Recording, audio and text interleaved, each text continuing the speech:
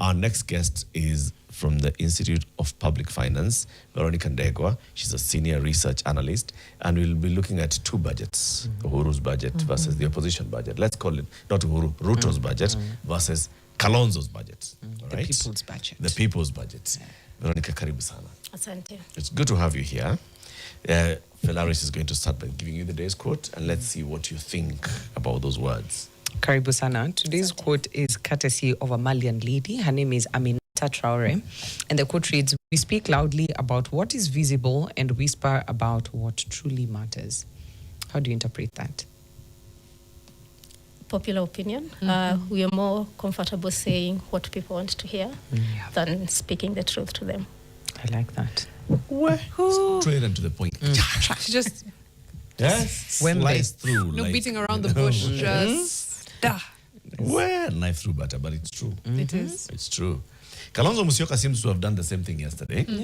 Kalonzo, flanked by opposition leaders Rigathi Gachagua, JB Muturi, and Fred Matiang'i, addressed the nation yesterday. And what they said, they were presenting the people's budget, the alternative budget. He started by analyzing what's currently going on. I'm just going to read an excerpt of what he said. Right? He said he has been in public service for over 4 decades. Everybody, including Dennis Itumbi, keeps reminding him that. He says, yes, I have been in public service for over 4 decades. I have sat at cabinet tables, at the office of the vice president, peace negotiations. I've seen Kenya at its best, but I've never seen what bad governance does to our people who deserve so much better than they have been given. Nothing in all these years of public life has ever prepared me for the cruelty of this budget, because that's what it is. Not just incompetence and miscalculation, but cruelty.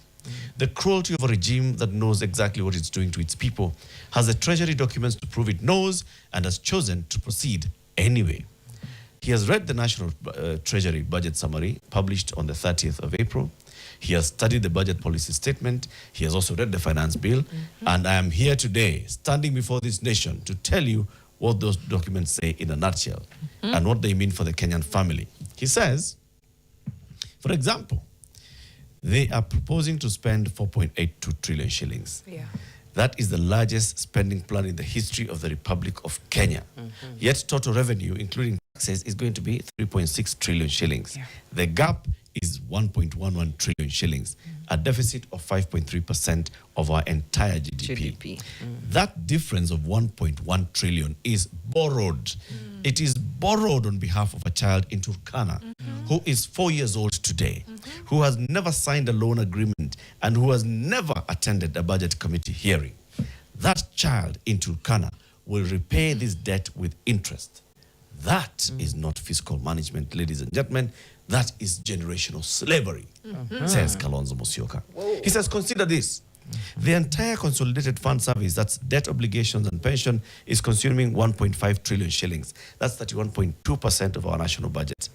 Interest alone, 1.25 trillion shillings. Domestic interest payments on loans taken within our own borders, 986.7 billion shillings.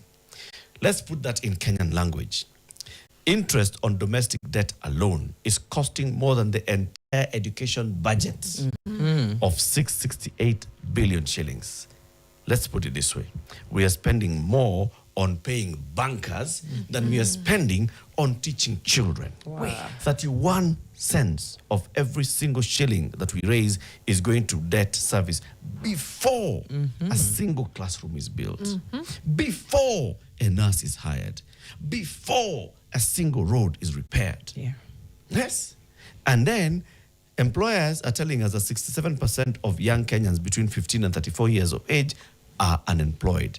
67% in a country where youth are not the future. They are the present. They are the majority. This Ruto budget is telling the majority to wait. That is the opening of Kalonzo's budget. Waja.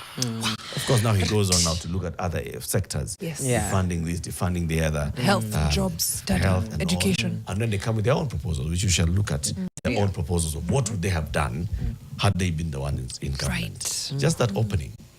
Veronicah, does he capture the emotion of the people?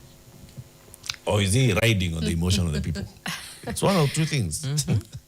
I think it could be both. And I think reading that statement, the biggest issue was it is a very familiar story. If you remember 2022, looking at the plan, the way it was sold to us, same story. He has captured a person selling mitumba. The Ruto government, when they were campaigning, they told us Mama Mboga, Boda Boda Rider. So familiar language. Hustler. Yeah, so I think it's both rides on emotions and captures emotions of Kenyans. So the guy on the outside Yeah. is able to basically tell you what this other guy is not doing Yeah. very well. Yes. Ruto did that in 2022, Yeah. telling us that these guys don't know. They don't know. Yeah. Kalonzo is now telling us in 2026, these guys don't know. Yeah. But they're both right, aren't they? Huh. That the guy in office doesn't know. Or are they both wrong? So maybe the question is, what happens once they get into office? Do they forget what they knew while outside, or what happens? Yes. And I think looking at the statement and saying he's been, is it 4 decades in public service? It's asking myself, what has he done in those 40 years that probably he hasn't done, and he has a plan to do it. I don't know how long he has in public service, how much time more he has in public service, and what he will be able to do. But I think the issue I have is that it's a familiar story, and I think it began in 2013, not even in 2022. In 2013. So it's been a consistent story over the years, and I think Kenyans Can are see wiser through now. it. Okay. They can read between the lines. Let's go sector by sector. Yeah. Some proposals of the people's budget Yeah. from Stephen Kalonzo Musyoka. So let's start with education basics, because he's given his proposals on what will be different and how he'll be able to afford the difference. Yeah. He says we'll be funding free primary education at 1,420 shillings per learner per year, as well as closing an 8 billion shilling gap in the BPS. We'll also have free day secondary education, with every learner getting 22,244 every year, closing another gap. Then we'll also have increased JSS allocation, and in total, total allocation, we'll be spending about 737 billion shillings against what is currently being spent, which is 668. How will they do this? They will cut 22 billion from the ministry's administrative overheads and redirect every shilling to the children. Free means free, all the way from class 1 to form 4, for every Kenyan child. Does that make sense? Well, let's look at the other numbers, the macro numbers they presented. So they are proposing a budget of 4.3 trillion. To be funded from 3.7 trillion in revenues. Yes. So the 3.7 trillion is the first problem. We are struggling to hit around 2.8 trillion for this year's revenue target. So the question is, how will we get to 3.7? But then they say we are not going to tax you more. We are going to improve administrative efficiency.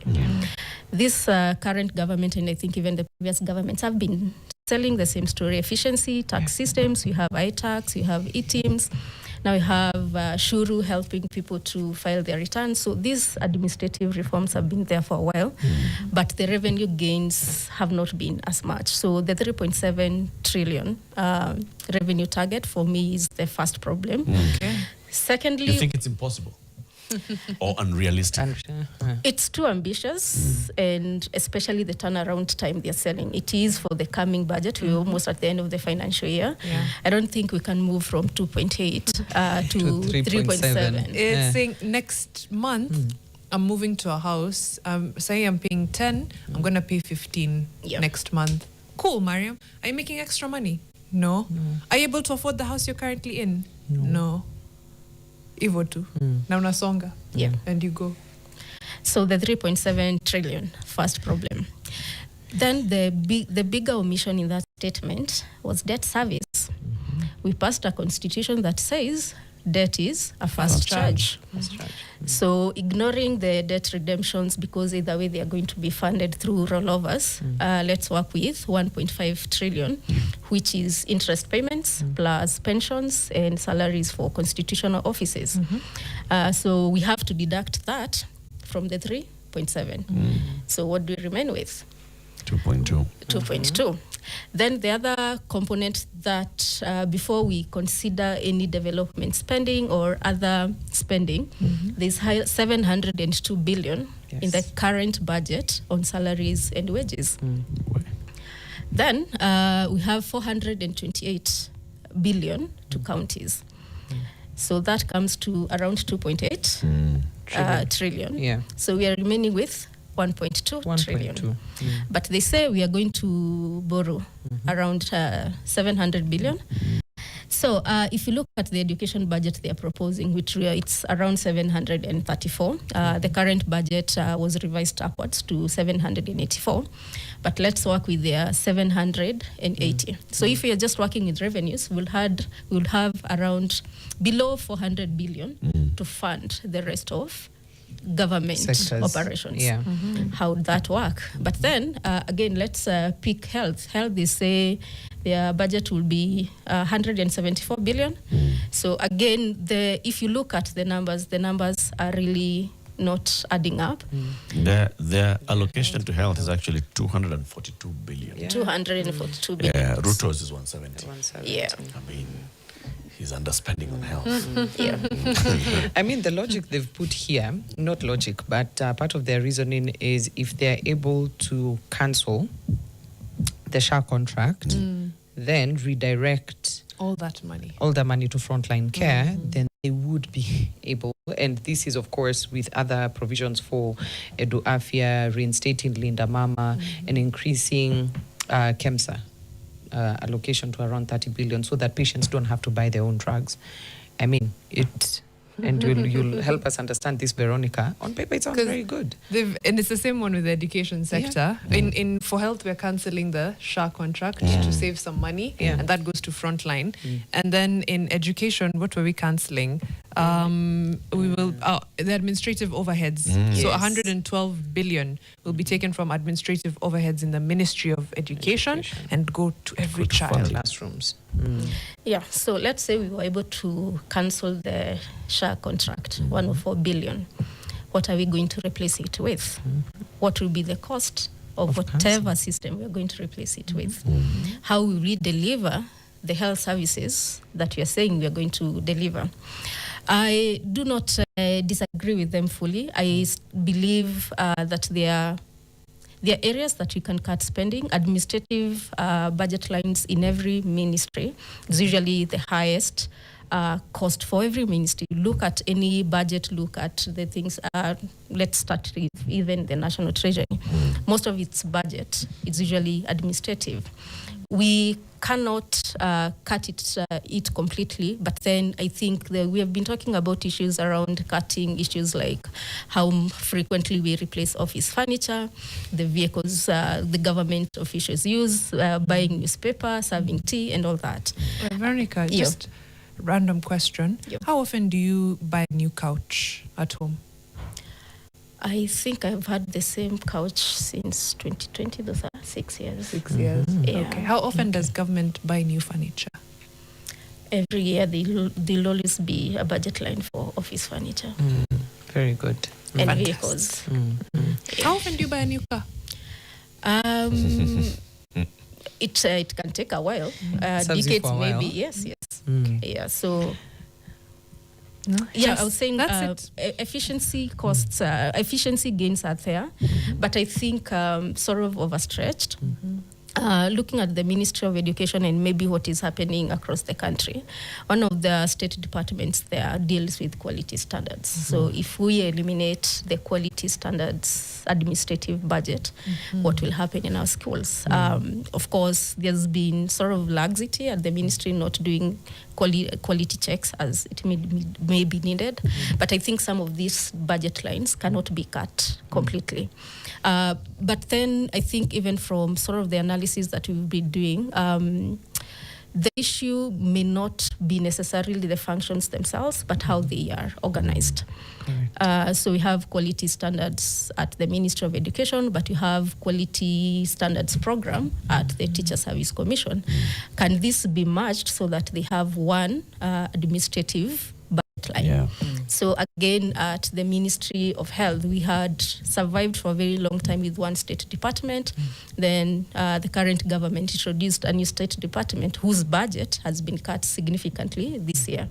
So maybe that can tell you, maybe function-wise, it's not, it doesn't have a lot of work function-wise. So I think the efficiency cost cuts that can be done, and even what we've been talking about, duplication, you have a prime cabinet secretary that coordinates government. You have a president that coordinates government. Have a deputy president that also coordinates government. So why can't Duplication of duties. Yes. And still compensating people. Yeah. So I think one thing I agree with them is that there are areas in government that can be reorganized and it can significantly cut administrative costs. But they are lying to us. I'm just going to put the word lying. They are politicians. Yeah. And these officers that you've talked about, they are actually not answering administrative issues. They are in place to answer political questions. They are fulfilling political needs and math. The United Opposition are so many. Now imagine fitting them and making them all happy in a new administration. Where is Matiang'i going to be? Where is Gachagua going to be? Where is JB Muturi going to be? Where is, Martha Karua going to be? Where is Eugene Omalo going to be? All of them are principals. You can't give one person that you call Ministry of Labor and Social Protection, and you give the other one the Prime Cabinet Secretary. They all have to have something, Power in sharing. tandem. And that's where you'll find. So you'll be coordinating the coordination of the coordinating. Of the coordinator. And you'll be now the coordinatee of the coordinator. Of the others. Okay. Same So thing that that we're seeing here with Kindiki and Musalia being that opposition. You're agree the with deputy, but you're the prime. But who's on top of it? No. Let's not think about it like that. Don't let facts get in the way of a good story. Guys, it's a good story. Can you please run with it? Politicization of budgets. I want to look at some figures here of where we are getting this money from. Because again, we've branded it the people's budget. How the people were involved in putting together this budget, I have questions, but the best person to answer this would be the principals that were addressing the presser yesterday. So structured sale of stalled affordable housing projects would get 200 billion shillings from that. Wow. Single treasury account efficiency savings. So ghost workers, duplicate payments, pending bills would get another 250 billion shillings from it. Simplified flat 7.5% rental income tax on large landlords evading through complexity would collect 90 billion shillings from that. Then cancelling Shah's technology contract would get 104 billion. Halt non-priority vanity capital projects, 125 billion. Right size NIS and State House, so slash those budgets, then we'd get 30 billion shillings. So in total, we'd be collecting close to 1 trillion, 799, let's call it 800 billion. Saving. In saving. This is what we have saved the taxpayer. So therefore, it's signaling to the budget that we're looking at today as you guys are wasting this much. So it speaks to that budget, but also telling you it's the promise we are giving. But is this promise big enough? 799 billion shillings in terms of savings. Hey, Kikombe has been trying to tell us about 1 billion. We're just... It's a lot of money. It's a lot. But being the people's budget. It's more than education budget. Imagine it's funding education twice over. But now, looking at two components of those gains, they are talking about starting with affordable housing. Right. We are told affordable houses are built on public land. And they are saying we sell them at market value. The question is, to whom? Anyone on a payroll has been contributing to affordable housing levy. So if they sell these houses, we have paid for them. Right.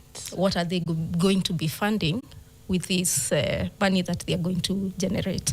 But then the politics and questions around affordable houses, I would think they are bigger than just saying we are going to sell them. the bigger question you usually ask is, what are you going to do with the public money. resources? How will that money, for example, get back to us who has lost disposable income over the years? A second one, the Treasury single account. The way I understand it, a Treasury single account is supposed to consolidate on a daily basis the government's cash position. Right. So it does not generate any new money. It does not. It just tells you there is 10 billion at the Ministry of Health. There is another 10 billion at State House. There is another 100 billion elsewhere. So As it just government, tells this you. this is how much we have. Yes, Yeah. at the end of the day, every day. So it's supposed to help us manage our cash flows better. So it's not new money, it's just the money that we have. So one, Treasury single account cannot save us any money, but it will help us manage our budget better. The other one on, I saw them talk about ghost workers and all that. We have had SRC for how many years now? 16. And that has been a conversation for a long time. At some point, they were doing a new human resources management system.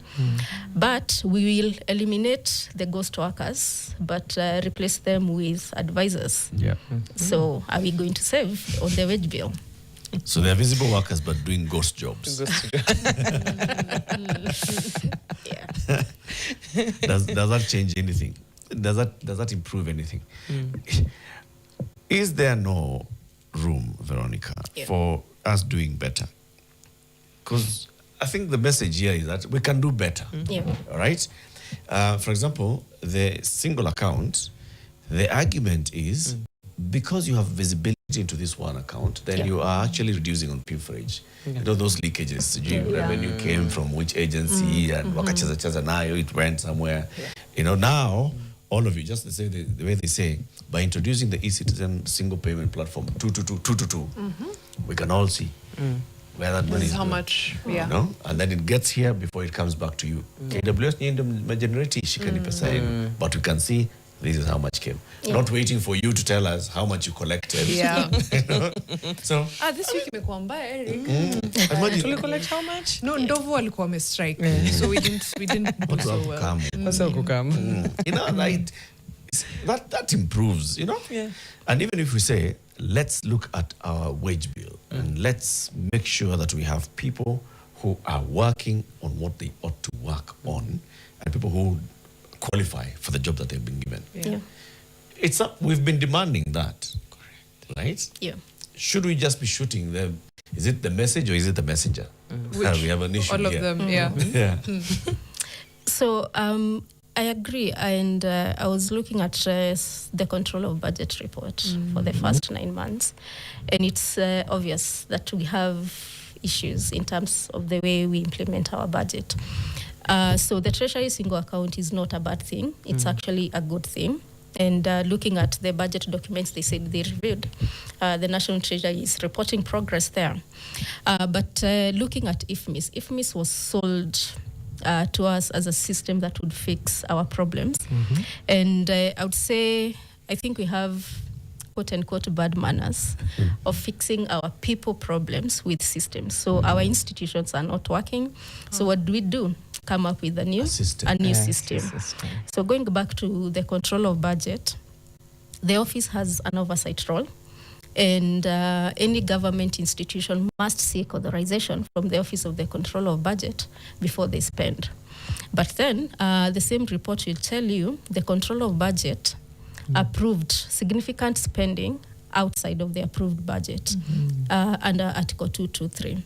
So the question I keep asking myself, why is the missing link? So they have been saying, let's automate a control of budget approvals, similar to the TSA story. So are we going really to address our bad manners through system? So the same control of budget we're supposed to control that spending outside the budget is reporting that spending was incurred outside the budget. Of course, she has cited reasons why, but then why do we have that office if it's not fixing these efficiency issues and calling it what it is, corruption issues that we have, so that then the budget then works for the people. What would what would an automated now controller of budget like office or whatever look like? What does that mean? That there's no person behind. It's a There'll always be a person. Some Every processes are system just is speeded up and automatically approved. Yeah, instead right? of signing a paper, you sign it in a system. But Or AI assisted. So I'd imagine. yeah. So you're placing an application for expenditure. Yeah. So there's a system that just checks against the budget. Yeah. Yeah. Are you within the approved budget? So it says it's within approved budget. The next step is, are you the person who's supposed to make this requisition? Yeah. Yes, you're the one. Okay, and so on and so forth. So by the time now it comes to, a final signature, it has been speeded up in terms of we don't have to enter counter 7, toka counter 7, wenda counter 16, Yeah. ama wenda desk 7. Urudishe 7 'cause kulisahau first, it kitu. goes Yeah. automatic, pop. Yeah. Dr. Nyakango, everything checks. Okay. So That improves- that sounds efficient. Yeah. And there's a record, and there are flags. Maybe a system would flag, something that is no, this one doesn't meet. Right. So go to counter 16. Sounds efficient, but Veronica, we're fixing people problems with systems. Let's go back to IFMIS. IFMIS, it was supposed to be such a seamless process where approvals must be against the budget and must be against the available revenues that the government has. But then the scandals you've seen over the years, we have been told there are people who are called super users within IFMIS who can upload a requisition and approve it to the end, and the money will be withdrawn from the consolidated fund. So again, it would be a good thing to fix the process at the control of budget. What we have heard is that ministries, MDAs, and county governments have to walk into the office of the controller of budget with papers. Then those papers are reviewed, and then they're approved, and then they are taken to the office of the exchequer for those expenses to be approved. So a system would fix the process, but it wouldn't fix the people, The human problem. behavior. Yes. Let me tell you, Kenya, we have a human behavior problem. And it trickles down to societal problem that we lack discipline in how we handle our duties and the responsibilities given to us. So there's no system that would come in and say, unless we're having a complete reset of the people that work within these structures. I was just thinking about, I don't know if any of you have interacted with government in capacity of any service that you're providing, and someone calls you and tells you, by the way, unajua kuna budget imebaki, and if we don't spend this money, the allocation will reduce next year. Exactly. So they view efficiency as a very bad thing. So it is, this money has to be depleted, and if anything, we have to spend in excess so that we can demonstrate that we need this allocation. Then plus, whatever it is that the wiggle room in the budget. So even in terms of the I don't want to take it back to the training, but in how those offices operate, there's a very, very big problem in how we understand efficiency. Tuko na shida. And that's why we'll come in with a budget of 4.66 trillion, then it will go to 4.8. Next year it's going to go to 5.5, because the people that you keep stretching that rubber band, they're like, no, we have to maximize fully. So yes, agreeing with you 100% that we have a human behavior problem. And to this budget that was presented, again, the alternative budget, the timing of it is also very interesting. That it's more of a political document than it is an economic one. That it just has the backing of treasury numbers. And because our politicians are clever enough, they're able to see 2024, what touched at the heart of Kenyans. Budget. That is going to be our campaign tool, which is, again, how the people who are involved in the making of this, I do not understand. But if you are in your position, surely, Felaris, be fair. Yeah? When you're going to all these Larrys and meetings, you are hearing people telling you. That's what you're incorporating here as, this is what we have heard. The ground. Remember, the man of the ground is also there. The ground has told us this. And that's why our budget looks like this. You know what I would appreciate, Eric? If instead of coming to present a people's budget, you presented a working plan. A plan that you tell me, when you get in, it's a plug and play and how you're going to implement it. Right. And not so much giving me numbers that I already know that are supposed to stir a certain kind of emotion in me. Give me a working plan. True. I agree with that, by the way, in terms of a working plan. But I also like the budget. I've been one of the people who've been pushing and asking, you guys, because right now, if Kalonzo didn't do this, they've come out to criticize the budget. Sure, now I've been like, And the where's question would yours? have been, Where's so yours? what would you do Yeah. different? Yeah. Now they're starting from the point of, this is the problem, and this is what I would do different. Yeah. Then now, based on that, then they come with a plan. If it's education, if it's removing this SHA system, so what is the replacement? Are you telling us we are going back to NHIF with everything that it had working and not working? Just a little tinker here and there. What is the here and there? Because they said we go back to Linda Mama. Yes. Linda Mama worked. Eduafia. Eduafia worked.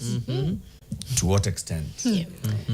There's a lot going on. Those when you go through the people's budget as well, there was a line that didn't have a solution, didn't have the next step, didn't have that. It was just like a question. A problem statement. Yes. Who is selling Kenya? That's the problem statement. Who is selling Kenya? And it says, when this government faces a fiscal crisis, it faces one, and it faces one right now. It looks at what Kenya owns and asks, what can we sell? The Kenya Ports Authority, which over 90% of imports and exports move through. Safaricom, the company that built M-Pesa, and and so on and so forth. This is not a fiscal management move. This is a fire sale. But then after that, nothing. There's no... It's just hanging. It's just there. The next statement talks about, these aren't ordinary companies, these are our crown jewels. This is what has built the country over generations. And the United Alternative Government will not allow any government to sell them quietly, without consent, without debate, without a 2/3 majority in both houses of Parliament. However, I don't hear the real problem statement. Again, if this is your people's budget, what is the actual issue, if there is any, with selling these strategic assets? And I know it's not as simple as selling them, it's divesting. You're saying this is not selling. This is a fire sale. This is like an auction. You're just you're taking the best thing that you have and just selling for no reason at all, just because you want to have money in your pocket. It is Thoughts, Veronica? But they're not saying they will not sell. They're saying we're still going to sell. But we'll We'll have a majority, two-thirds majority. we'll use a better route. Yeah. So again, going. You're so detailed, or it's a beautiful thing. Up or between the lines is where you excel. Reading between the lines. So looking at privatization, it didn't start with the current government. We started being told that we are going to privatize. And most of us supported privatization for this reason, and especially for some of the state-owned enterprises. They had become loss-making, and so they would need to be supported by exchequer revenues. But secondly, the way we view government intervention in an economy, it's supposed to be a facilitative role. So do we have good institutions that facilitate business?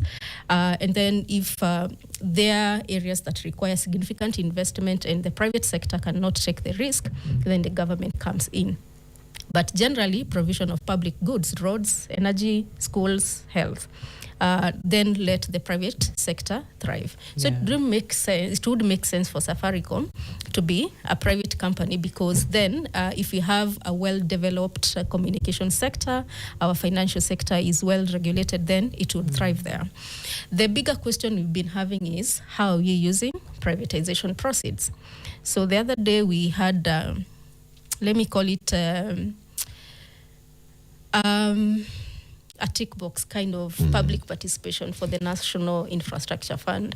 So you were told Safaricom is being sold so that you can have seed capital for NIF to fund catalytic national infrastructure. Big words.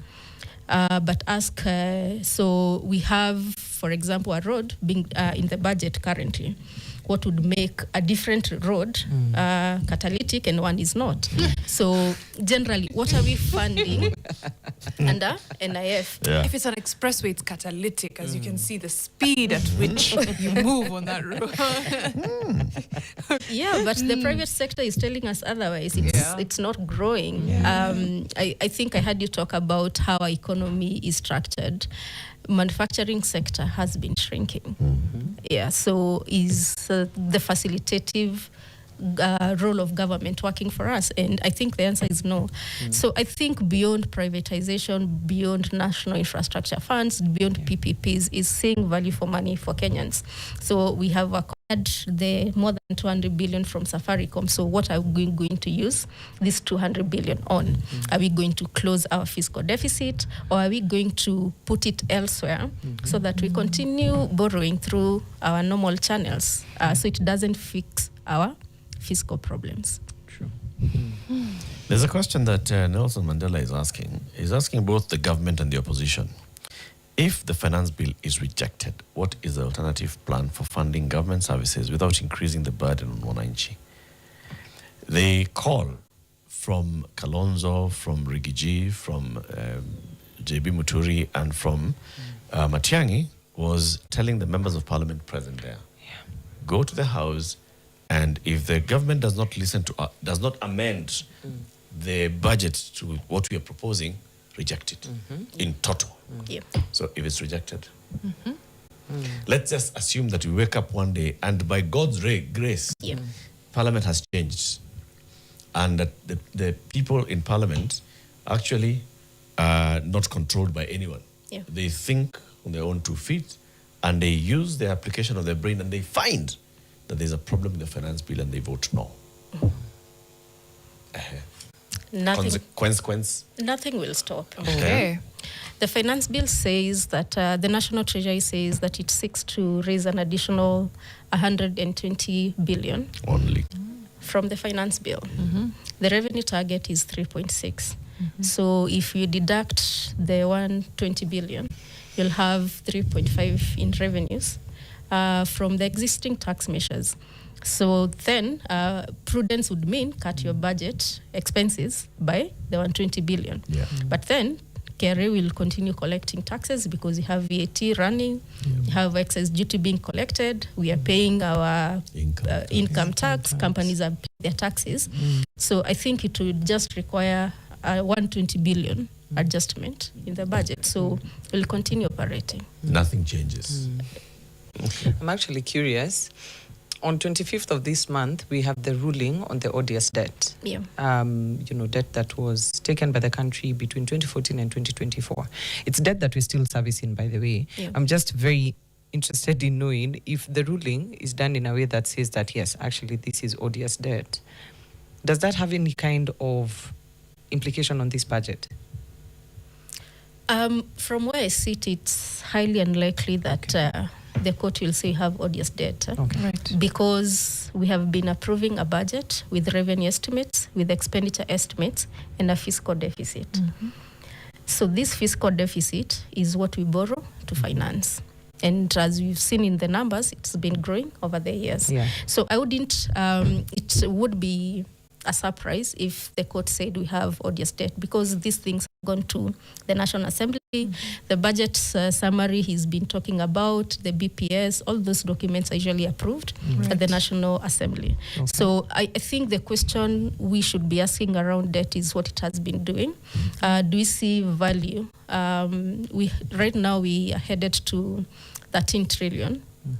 So do we see value for money? Like, do we see infrastructure projects that you can point and say, this 13 trillion has funded this, and this has been the benefit of that infrastructure? Because you're supposed to borrow for development spending only. So can we see that value within the economy? So again, I would think it wouldn't. It would be a surprise for me if it was ruled that it's an odious debt, because they are National Assembly documents, and then in terms of borrowing, every borrowed resource comes with a debt contract. what we'll be pushing for is for us to see those debt contracts, but I'm very sure they exist. We saw the story around the SGR. There was a lot of political noise around it, and then we got the contract, but then we didn't get what we were looking for. We didn't get the contract. No. Yeah. Maybe the question It's not a would job be, contract, not a borrowing contract. Yeah. the question would be what within our laws are, whether it's the PFM Act or Even the Constitution. even the Constitution talks about debt, because so I'm looking at what constitutes ODS debt. Yes. One, a lack of consent from the citizenry. So debt that was incurred without consent or knowledge of the citizens. We've had a huge public, anyway, just hold the thought there. Another one, no public benefit. If the funds were used for personal enrichment, corrupt purposes, or to repress the population rather than for public welfare or development. The third one, creditor complicity. The lenders were aware or should have been aware of the illegitimate nature and intended misuse of the funds at the time the loan was issued. These are the thresholds for something being called ODS from the International Monetary Fund, UNCTAD, UN Trade and Development, not UNCTAD, UN. Yes, UNCTAD. yes, UNCTAD, yes. UN Trade and Development, as well as Afrinomics. Now, those are not within our laws, right? Those are big thresholds. And they But I are. think even within the PFM, those would be the requirements, right, for us to procure a loan. Yeah. First of all, Parliament must approve. Yeah. Sindio? Now, and like Veronica, you're saying, it's in budget. Budget has been passed. Deficit has been approved, so Parliament has approved. But wait, Now, specific debt would be the question. Has Parliament approved specific debt? Is Parliament required to approve debt by debt? Like today, if we went to the market with a bond, should it first go to Parliament for approval of the bond? Or should you say that because Parliament approved this deficit, which said 500 will be borrowed domestically, then we've approved. Then Then you've approved. Yeah, that's. So two documents that the National Assembly approves: the medium-term debt strategy that says we have a deficit of 1.1 trillion. This is how we are going to finance it. After the MTDS is done, we usually have what we call the annual borrowing plan. It will tell you we are going to borrow this much externally, we are going to borrow this much domestically. It even gives a schedule of dates when the domestic debt will be issued. So the question, so the issue we have been having is around the annual borrowing plan. Most of the time is approved too late into the year. So some borrowing will have taken place post-approval, and sometimes you don't even see the annual borrowing plan. But the gap we have seen is that there are significant loan agreements that are signed and without direct involvement of the National Assembly. So we don't have ratification of individual loan agreements. I would say that is the biggest gap in the PFM Act. And at some point, I think around 2022, the BAC committee then used to review borrowing processes by the National Treasury. And it had recommended that any loan agreement above 2 billion should be ratified by the National Assembly. My understanding would have been that the reason we are going for ratification is to say this loan is funding this specific project, a feasibility study has been done, and it will generate this much value in the economy. So I think that is the biggest gap in our borrowing. But that being said, I was reading this year's BAC report, and I was surprised to see... What's a BAC report, sorry? Budget and Appropriations Committee report on budget estimates. So they were saying part of the development projects they approved were subject to public participation. They're actually calling them public participation development projects. If you look at them, I'm not sure that there was actually public participation around them. But as far as debt is concerned, I think that parliamentary ratification of these big loan agreements would be very important. So that affects external debt mostly. Domestically, infrastructure bonds. We constantly have issued infrastructure bonds, but then we do not see the infrastructure projects that are funded by these bonds. So I think those two would be the areas within our legal systems that probably we can fix so that there is more efficiency in the way we spend our borrowed resources here. That's very insightful. We'll end the conversation there, Veronica, but when we'll continue, because we said, you know what, we're not just going to look at today, it's budget day, and then we'll look at the implementation so that we don't act surprised again next year. How did we arrive at these numbers? But thank you so much, Veronica. That was an amazing conversation. She is a senior research analyst at the Institute of Public Finance. Now, during the course of the day, of course, we'll get to hear the budget, and we've heard from the CS, and we'll continue to thread on what exactly this budget means for you, for me, and how we're implementing it, what it means when we say we're borrowing this much domestically, that much externally, all of that. But a massive thank you. We'll go into our next conversation, which is a really, really brief one around the World Cup.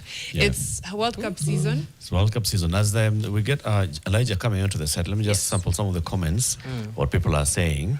Ben Chakala says, why is nobody asking the CS Treasury how members of Parliament are fastening their belts in this budget estimate? Madeleine Africa says this budget is pushing Kenyans to a cash economy. Mon, that was Nation from Isili, has been disappointing to the panel. Business is bad would have fit the script. Not necessarily. No. Not necessarily. Business is bad. True. Yeah. It's not necessarily that it's your truth, to be fair. And she said, you know what, mi biashara iko sawa kwangu, which is perfectly fine. And if things are good, they're good. If they're not, they're also not. As long as it's honest. It's not to push a narrative. It's what is the situation. And also the confirmation bias that we suffer from is like, we don't need to confirm that things are bad. There's people who actually live in a very different kind of reality. Maisha London. Maisha London.